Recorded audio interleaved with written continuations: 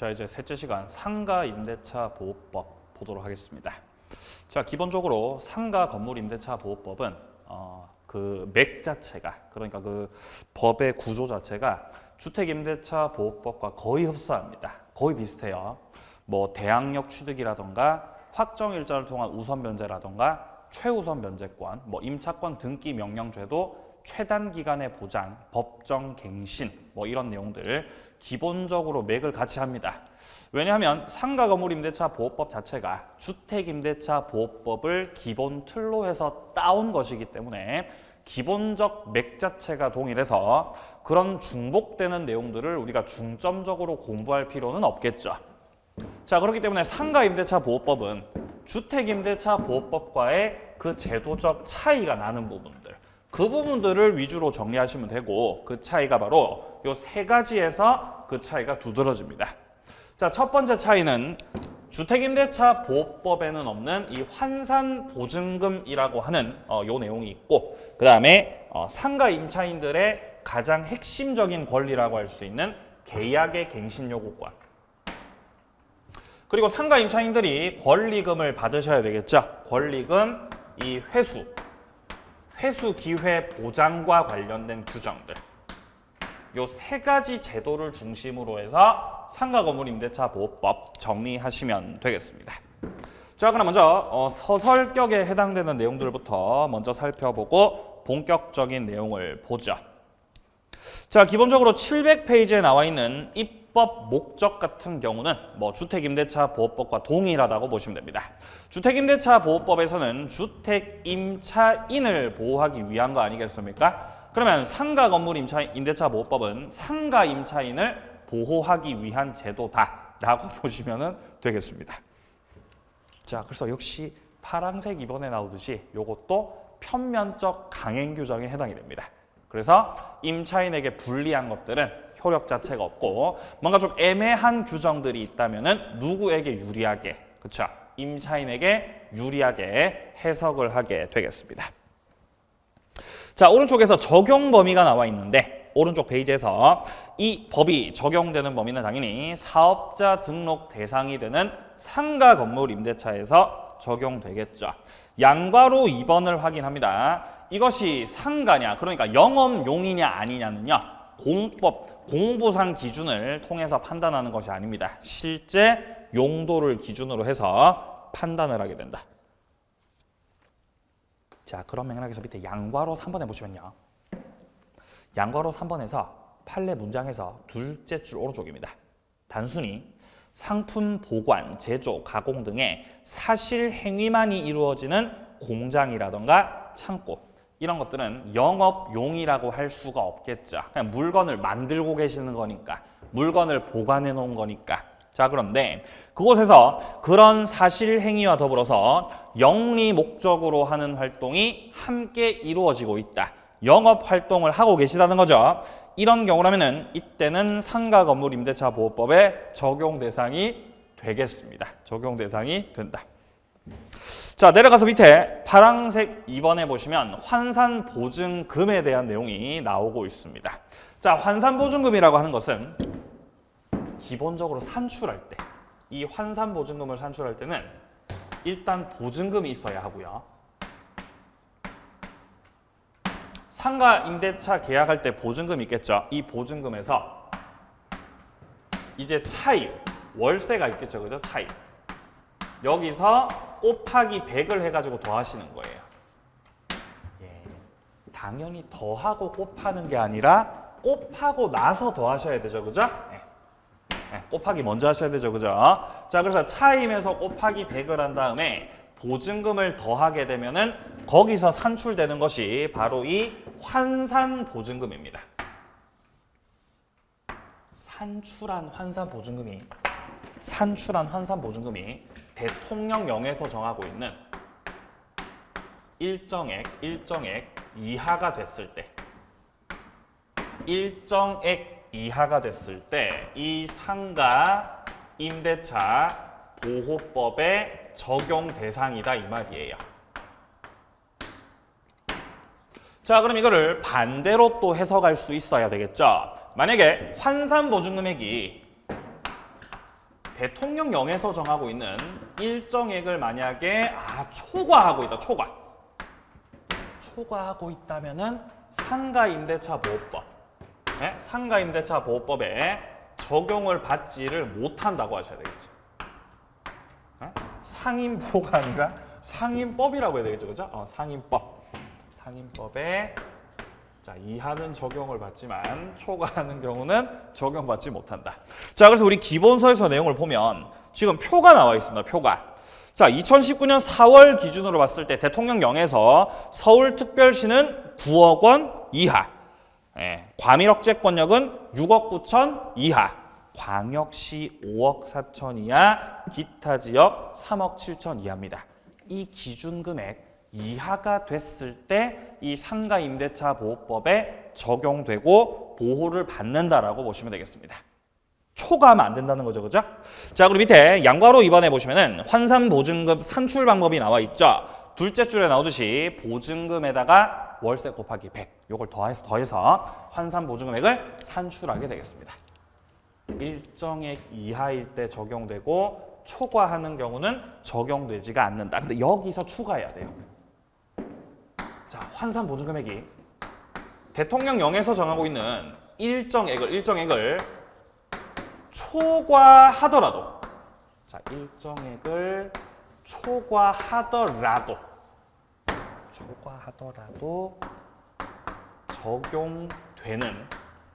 적용되는 또 규정들이 있어. 예외적으로 초과를 해도 적용되는 규정들이 있다는 거죠. 이게 세 가지입니다. 세 가지. 기본적으로는요. 일단 세 가지. 자, 기본 세 가지. 초과해도 인도받고 사업자 등록을 했다면은 대항력은 기본적으로 인정을 해줍니다. 자, 그리고 임차인 밥줄이죠, 그죠? 계약 갱신 요구권은 인정을 해준다. 권리금 회수 기회 보장도 인정을 해줍니다. 이런 규정들은 일정액 초과에도 적용되는 규정들입니다.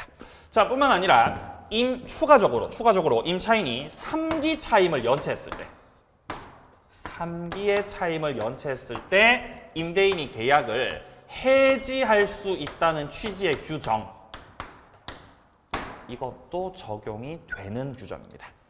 자, 그래서 밑에 양괄호 3번에 나와 있죠. 환산보증금 액수를 초과하는 임대차에서도 인정되는 것들. 첫 번째, 계약 갱신 요구권. 두 번째, 대항력 보장. 세 번째, 권리금. 그리고 3기 연체 시의 해지 규정. 이런 것들은 적용이 되겠습니다. 자, 뒷페이지 가셔가지고요. 이제 3번에 보시면은 법인에도 적용되고요. 주택임대차에서는 법인에는 원칙적으로 적용 안 되지만 상가는 적용됩니다. 사업자 등록 낼 수 있기 때문에. 자, 그리고 미등기 전세에도 적용이 되겠습니다. 자, 그런데 역시 4번에 나와 있듯이 일시 사용 임대차에서는 적용되지가 않습니다. 자, 밑에 대항력에서는요. 주택에서는 인도받고 주민등록이었죠. 상가 건물 임대차 보호법에서는 인도받고 사업자 등록을 하면 대항력을 취득할 수 있습니다. 역시 사업자 등록 밑에 파란색 1번에 나오듯이 신청 다음 날 0시를 기준으로 해서 대항력 취득을 할 수 있습니다. 자, 그리고 밑에 2번에 나오듯이 사업자 등록은 대항력 취득 요건이면서 존속 요건이다. 그러니까 사업자 등록을 하지 않거나 폐업을 하셨거나 이렇게 된 경우라면 이때는 취득했던 대항력을 상실하게 된다라고 보셔야 되겠죠. 자, 오른쪽에 나오는 효력, 대항력 관련된 그런 내용들은 주택과 동일하니까 가볍게 읽어보시면 되겠습니다. 자, 그리고 704페이지에 나오는 03번의 보증금 회수에서 우선 면제권과 최우선 면제권 나와 있죠. 주택하고 똑같습니다. 똑같기 때문에 따로 보지 않아요. 상가 임대차에서는 목적물을 인도받으시고 그리고 사업자 등록 신청 인도받고 이렇게 사업자 등록을 하게 되면은 등록 신청 다음 날서부터 이 길 0시 대항력을 취득하고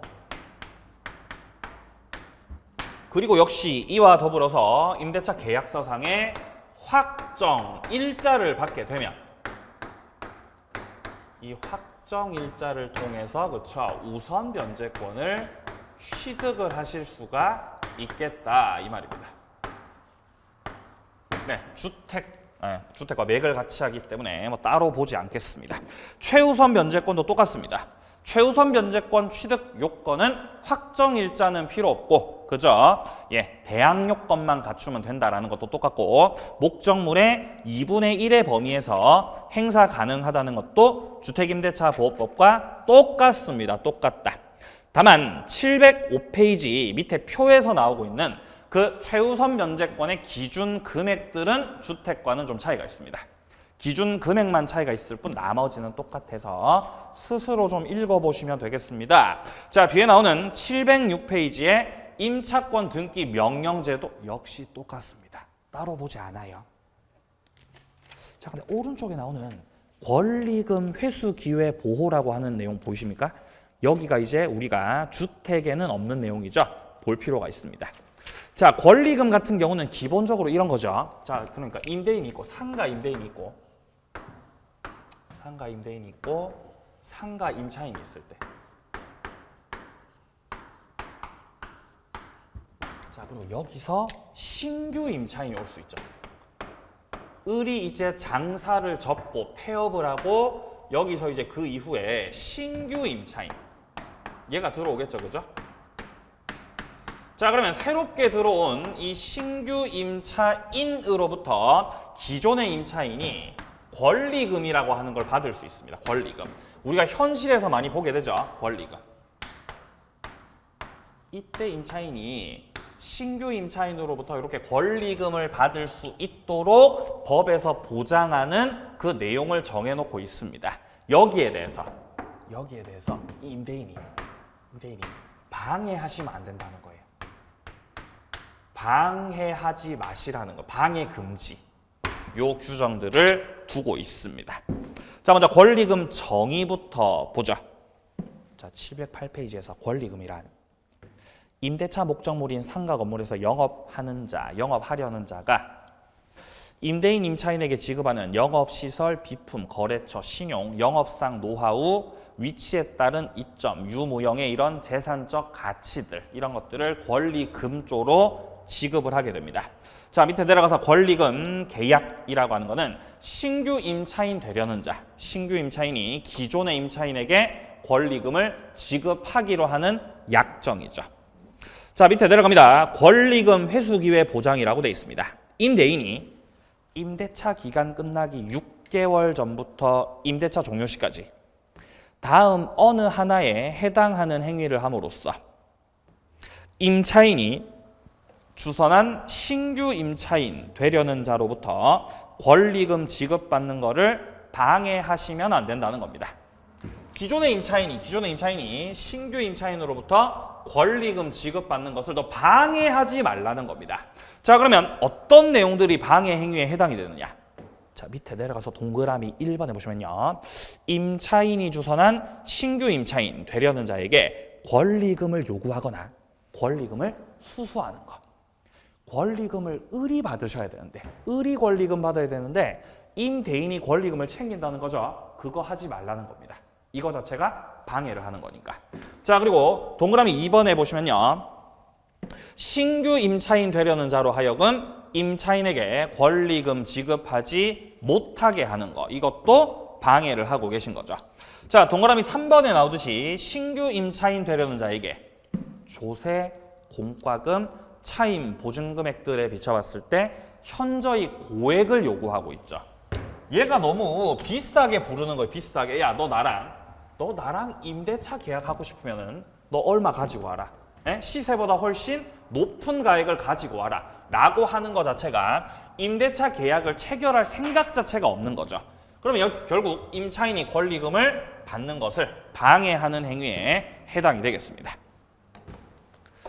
자, 동그라미 4번. 그 밖에 정당한 사유 없이 신규 임차인 되려는 자와 임대차 계약 체결하는 것을 거절하는 이런 행위들도 방해 행위에 해당이 되겠습니다. 자, D페이지 갑니다. 이런 식으로 방해를 하시면 710페이지에서 위쪽에 파란색 2번에 보시면은 임대인은 손해배상 책임을 져야 됩니다. 자, 동그라미 1번이요. 임차인이 권리금 계약 방해로 인해서 임대인에게 손해배상을 청구하는 거는요. 임대차 종료한 날서부터 3년 내로 청구를 하셔야 됩니다. 3년이 넘어가게 되면은 소멸시효가 완성되기 때문에 손해배상 청구를 할 수가 없습니다. 그래서 3년 내로 청구를 해야 된다. 자, 그런데 추가적으로 밑에 쪽 3번에 보시면 파란색 3번에 보시면은 권리금 계약과 관련된 거절의 정당한 사유가 있는 경우도 있습니다. 나 얘랑 임대차 계약 안 할래. 나 임대차 계약 거절할래. 권리금 계약 안 할래. 라고 임대인이 거절을 해버릴 수 있는 또 사유도 있다는 거죠. 그죠? 자, 거절 사유는요. 동그라미 1번입니다. 신규 임차인 되려는 자가 보증금이나 차임을 지급할 자력 자체가 없다는 거죠. 돈이 없다는 거죠. 거절할 수 있습니다.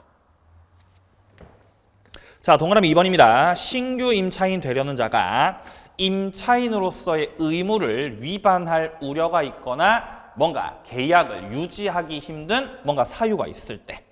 자, 그리고 동그라미 3번 같은 경우는 임대차 목적인 상가 건물 자체를 1년 6개월 이상 영리 목적으로 사용하지 않으셨다는 거죠.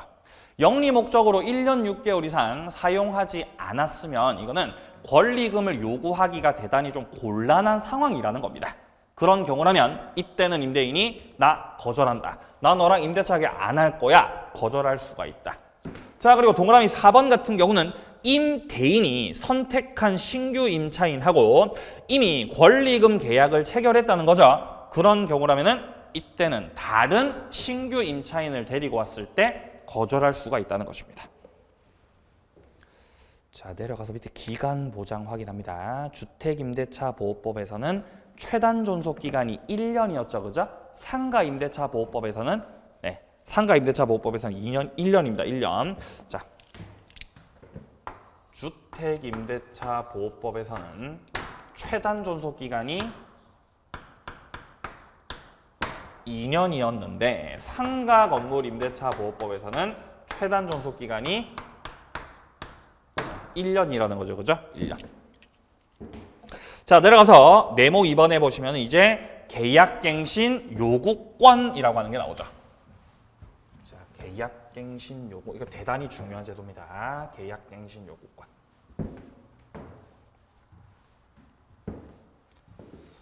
자, 계약갱신 요구권이라는 건 이런 거예요. 자, 일단 최초로 임대인하고 임차인 사이에서 상가 임대차 계약을 체결하고요. 여기서 이 임차인이 이제 영업을 하고 있는 거죠. 그죠? 영업을 하고 있습니다. 장사가 잘 될 수가 있죠. 그죠? 장사가 잘 됩니다. 손님이 드글드글 한 거죠. 그죠? 여기서 뭐 식당을 하고 있는 거죠. 식당을 하고 있어요. 네. 국밥. 네. 돼지국밥이에요. 식당하고 있죠. 자, 근데 갑과 을 사이에서 임대차 계약을 체결했던 것이 예를 들어서 3년이었습니다. 기간을 3년으로 약정을 했다. 자, 근데 장사가 너무 잘 되면 배가 아프죠. 임대인이 배가 아프다 이 말이에요. 그래서 갑과 을 사이에서 최초로 임대차 계약이 성립이 되고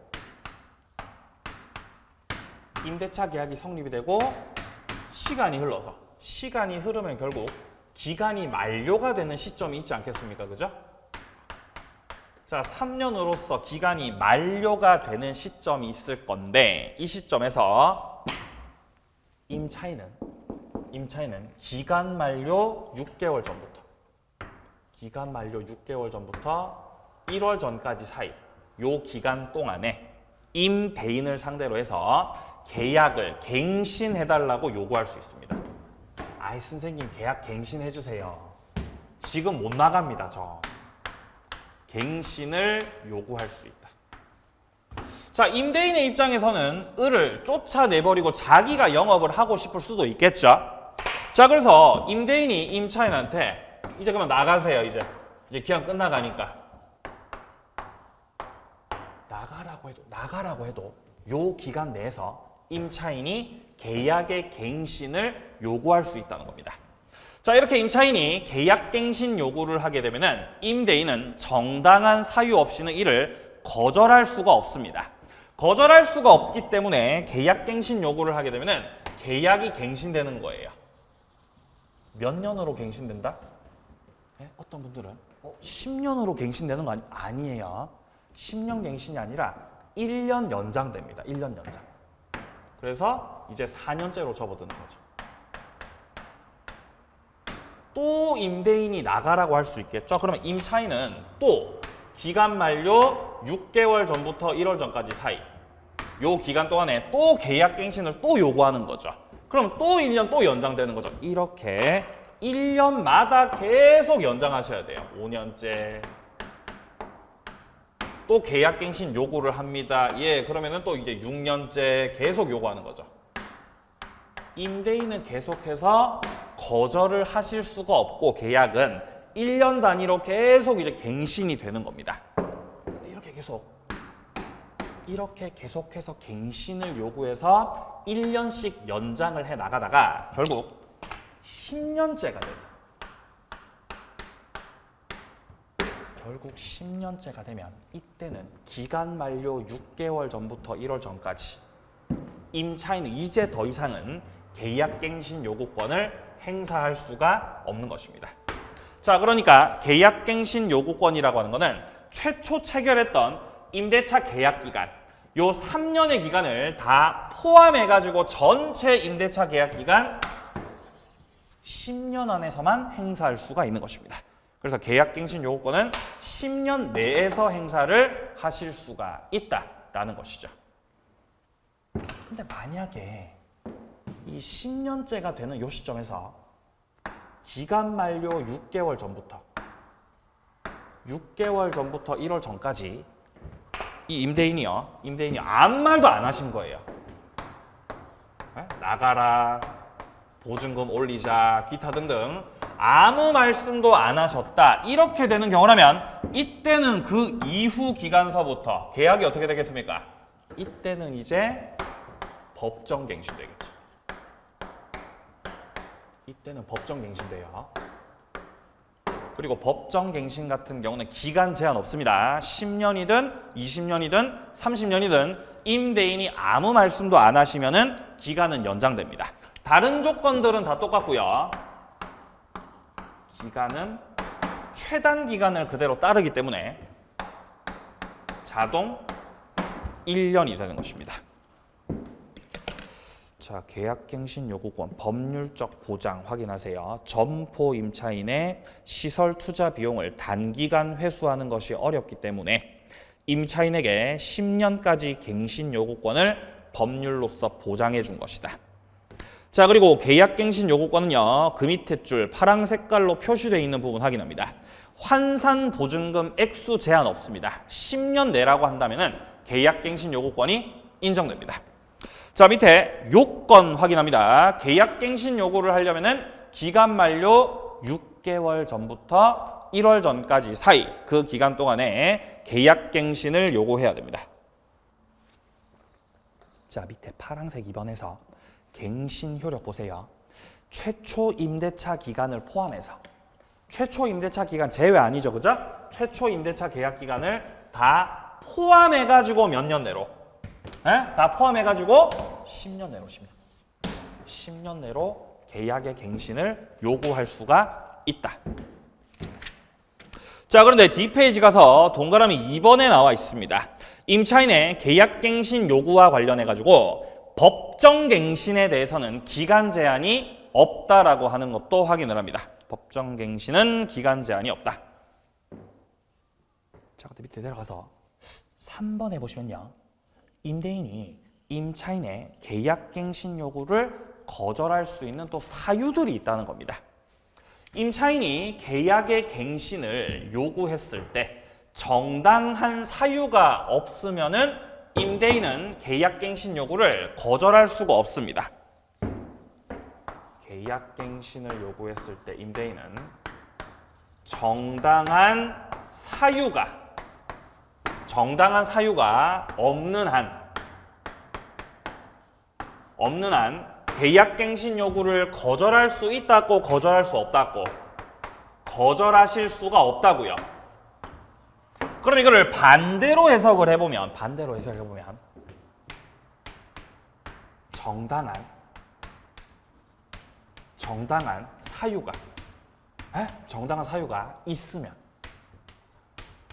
정당한 사유가 있으면은 임차인의 계약갱신 요구에 대해서 임대인이 거절을 하실 수도 있겠다 이 말이에요. 정당한 사유가 있으면. 그 정당한 사유가 총 8가지고 그 밑에 박스 안에 제10조에서 규정하고 있습니다. 자, 정당한 사유. 자, 먼저 1호를 보게 되면 임차인이 3기의 차임액에 해당하는 금액에 이르도록 연체를 했을 때 3기를 연체하면은 계약갱신 요구를 거절할 수 있습니다. 자, 그리고 2호에 나오듯이 임차인이 거짓 그 밖에 부정한 방법으로 임차를 했을 때 3호 서로 합의했고 임대인이 상당 보상 제공했을 때 4호 임대인의 동의 없이 임차인이 목적물 전부나 일부를 전대했을 때 이런 걸 무단전대라 그래요. 무단전대. 자, 그리고 5호 같은 경우는 임차 건물 전부 일부를 고의나 중대한 과실로 파손시켰을 때. 자, 그리고 6호 같은 경우는 전부 일부가 멸실돼서 목적 달성 자체가 안 될 때. 자, 7호 같은 경우는 목적 건물 전부나 대부분을 철거하거나 재건축하기 위해서 임대인이 목적물에 대한 점유를 회복할 필요가 있을 때 이런 경우는 거절 사유가 된다는 거죠. 특히 가를 보세요. 가. 임대차 계약 체결 당시에 공사 시기, 소요 기간을 포함한 철거 재건축 계획을 임차인한테 미리 고지했고 그 계획에 따라서 철거나 재건축을 하게 될 때 이때는 거절 사유에 해당이 된다는 것입니다. 자, 그리고 8호 같은 경우는 뭐 기타 그 밖의 사유로 임대차 계약을 유지할 수 없는 사유가 있을 때 그때도 계약갱신 요구를 거절할 수가 있겠습니다. 자, 여기까지 해서 상가 임대차 보호법 내용 마무리하고요. 오른쪽 페이지에 묵시갱신 요거는 주택임대차 보호법하고 똑같은데 다만 기간이 2년이 아니라 1년이라고 하는 그 차이만이 존재하고 있습니다.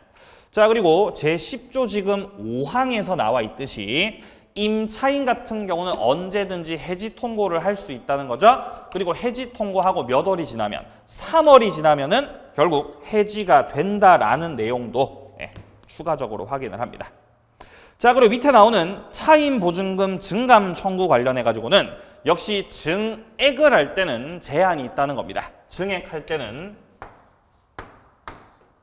기존 차임 보증금의 5%를 넘어서 증액할 수 없고 한 번 올릴 때 1년.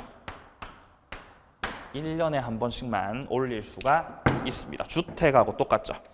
자, 여기까지 해서 상가 건물 임대차 보호법 마무리하고요.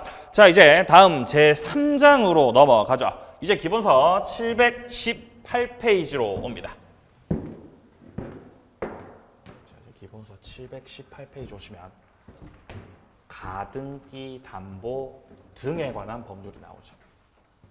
가등기 담보 등에 관한 법률.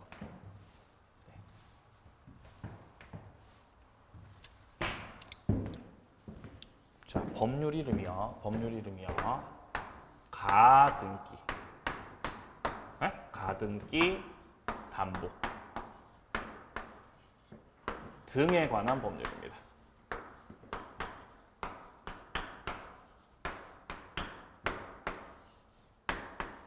아니, 그러면 특별법 이름에서 이미 말을 하고 있지 않습니까? 이 법은 뭐에 관한 법률이다? 가등기 담보 등에 관한 법률이다. 자, 그러면 일단 가등기 담보라는 게 뭔지를 아셔야 돼요. 일단 기본적으로 금전 소비대차 계약이 있었을 때, 자, 갑과 을 사이에서요, 금전 소비대차 계약이 있었습니다. 자, 금전 소비대차 계약이라 하면 이제 돈 빌려주는 계약을 말하는 것이죠. 여기서 을이 갑에게 돈을 빌려줬다라고 한다면은 을이 채권자죠, 채권자. 자, 그리고 갑은 돈을 갚으셔야 되는 거죠? 갑은 채무자. 채권자와 채무자가 있습니다. 자, 이때 금전 소비대차 계약을 통해서 을이 갑한테 돈을 빌려줬어요. 예를 들어서 뭐 1억을 빌려줬습니다. 1억. 1억을 빌려줬다면 을은 채권자로서 1억을 갑에게 받을 수 있는 채권, 권리가 있는 것입니다. 이때 이 채권을 담보하기 위해서 갑으로부터 예를 들어 주택을 담보로 제공받는다면은 우리는 지금껏 저당권이라고 하는 걸 봤었죠. 주로 채권 담보 목적으로 목적물의 저당권 설정 계약과 등기를 통해서 채권자가 저당권을 취득하게 되는데, 이렇게 채권자가 저당권 등기를 하지 않고요.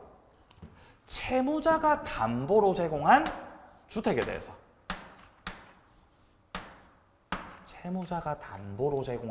대해서 채권자가 저당권 등기를 하는 게 아니라 이렇게 가등기를 하더라 이 말입니다. 가등기를요. 저당권 등기를 하지 않고 뭘 한다고요?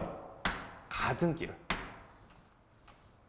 그래서 가등기를 해놨다가 너 돈 안 갚니? 야, 너 돈 안 갚을 거야? 돈 안 갚을 때 이 가등기에 기해서 이제 본등기를 하고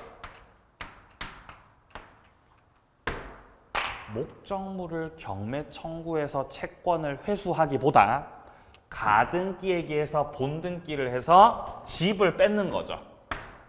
주택을 내가 뺏을게, 집을 뺏어버리겠다. 너 1억 안 갚을래? 그럼 그 집은 이제 지금부터 내 겁니다. 이런 식으로 집을 뺏어가는 거. 이런 식으로 가등기를 경료하는데, 이때 이 가등기는 채권담보 목적의 가등기이기 때문에 이런 가등기를 가리켜서 가등기 담보권이라고 하는 거예요. 가등기 담보권, 물권입니다. 물권.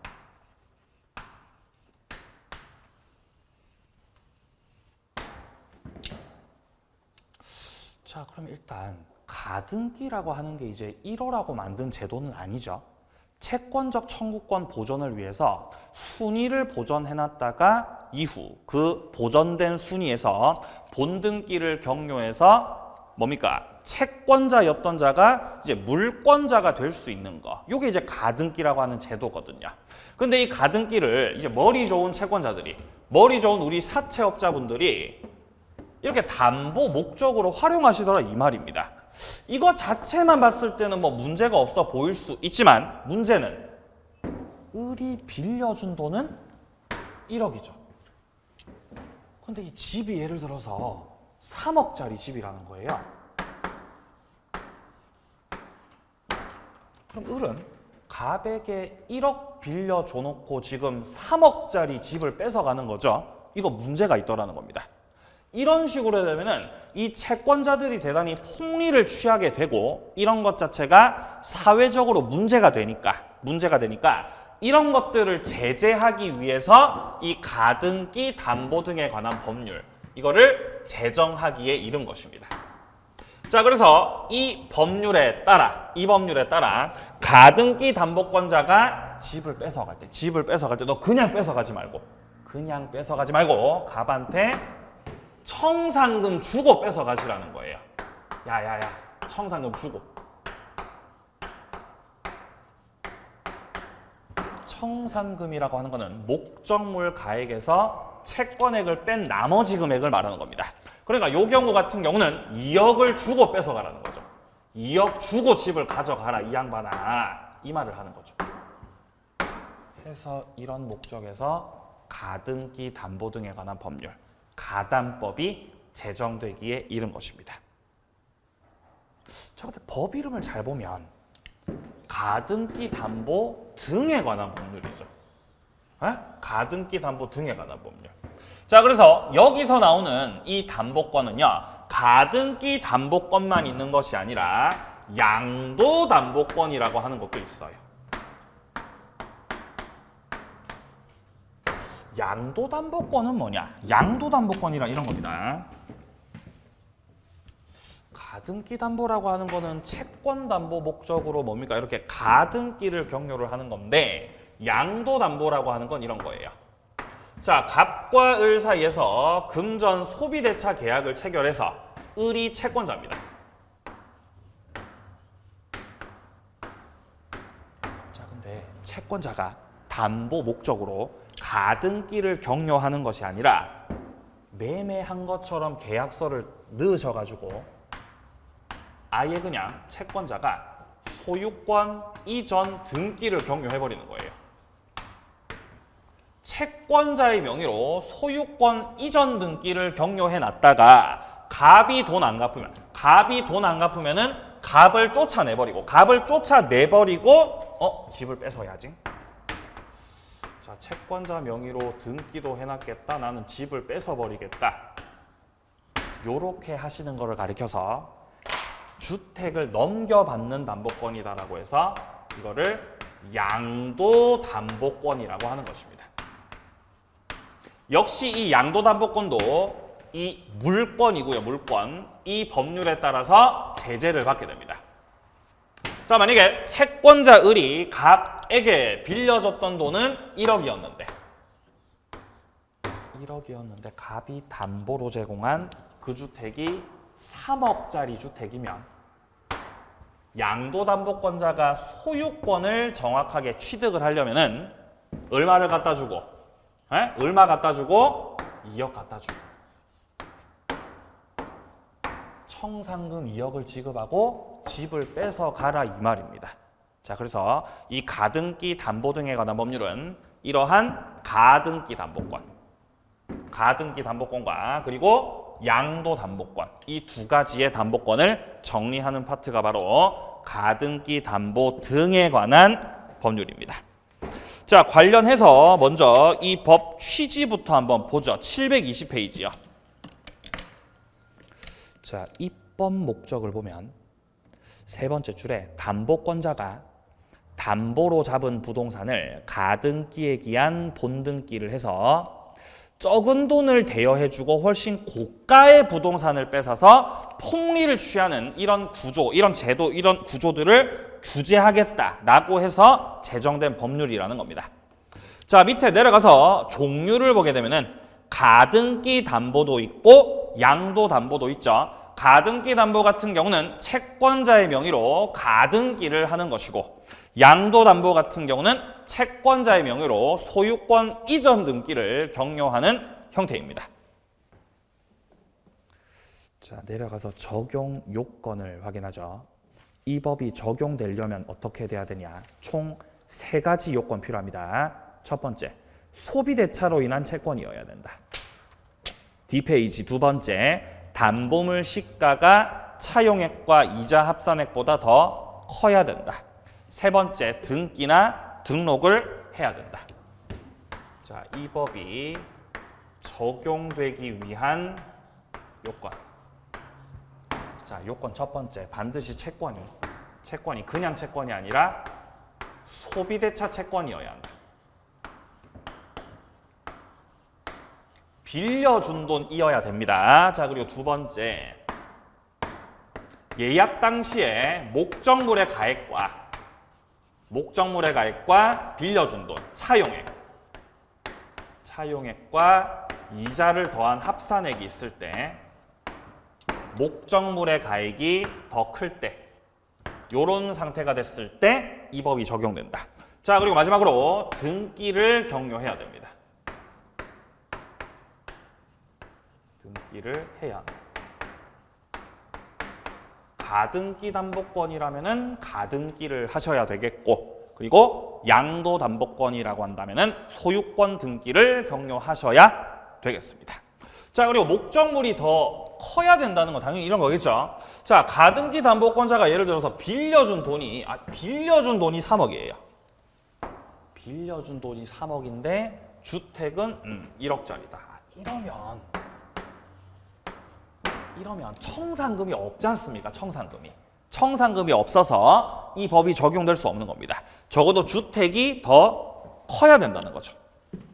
자, 그래서 지금 먼저 첫 번째 적용 요건은 소비대차로 인한 채권이어야 되는데 지금 현재 721페이지에서 동그라미 2번을 확인하세요. 매매대금 채권 확보. 동그라미 3번에 물품 반환 채무 담보하기 위해서. 오른쪽에 공사대금 채권을 담보하기 위해서. 이런 소비대차 채권 목적이 아니라 매매대금이나 물품담보대금 채권, 공사대금 채권을 원인으로 해가지고는 이런 경우는 가담법 적용 대상이 될 수가 없다라는 내용입니다. 자, 그리고 뒤에 나오는 내용들은 가볍게 읽어보시면 충분히 이해가 되실 겁니다. 오른쪽 페이지에 나오는 03번에 가등기 담보권 효력이 나와 있는데 효력은 기본적으로 저당권과 동일하니까 역시 읽어보시면 되겠습니다. 실질적으로 시험에 출제되는 거는 724페이지에 나오는 가등기 담보권 실행 이 부분이거든요. 여기서부터는 조금 쉬었다가 내용 살펴보도록 하겠습니다.